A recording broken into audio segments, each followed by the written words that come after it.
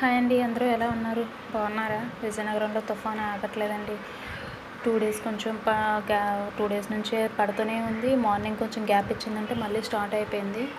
సున్నుండలు చేస్తున్నానండి. వేసవి సెలవులకి అమ్మ వాళ్ళ ఇంటికెళ్ళి పిండి ప్రిపేర్ చేసి తీసుకొచ్చుకున్నాను. అది కొంచెం చుట్టుకుంటున్నానండి. మీరేం చేసుకున్నారు వేసవి సెలవులకి అనేది కొంచెం కామెంట్ చేయండి. కరెంట్ కూడా లేదు, వర్షం. దీని సున్నుండల్లో అయితే 2 చేతులతో చుట్టనండి. ఇలా ఒక్క చేతితోనే అటు ఇటు అని గట్టిగా పట్టుకుంటే ఉండ రెడీ అయిపోతుందండి. చూసారా ఎంత చక్కగా వచ్చిందో. చాలా గట్టిగా కూడా ఉంటుందండి.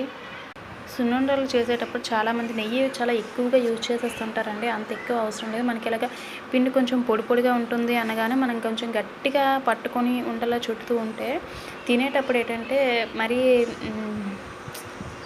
నెయ్యి ఎక్కువయ్యి నాలుకకి అంటుకోవడం అలా ఉండకుండా నీట్గా ఉంటుంది. ఉండని మనం ఇలా పడికేటప్పటికి అది చూసారా ఎలా అయిపోయిందో.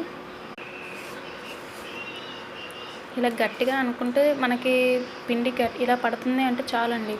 ఇంకా ఎక్కువగా అది కారేటట్టుగా అవసరం లేదు. ఎందుకు చెప్తున్నానంటే నేను ఇంతకుముందు కూడా చేస్తూ ఉంటాను ఎక్కువగా. నాకు ఇష్టం, పిల్లలు కూడా తింటూ ఉంటారు మినప సున్నుండలంటే. నేను ఇంతకుముందు 2-3 టైమ్స్ చేసేటప్పుడు కూడా చాలా నెయ్యి ఎక్కువగా వేసేసేదాన్ని అండి. కానీ ఈసారి చాలా బాగా కుదిరింది. కంప్లీట్ అయిపోయాయి ఫ్రెండ్స్. ఈ డబ్బాకి అయితే లాస్ట్కి వచ్చాయి. కొంచెం పెద్ద డబ్బాని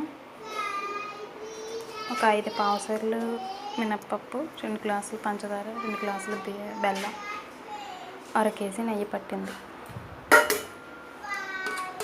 thank you for watching. Like and share, subscribe. Thank you.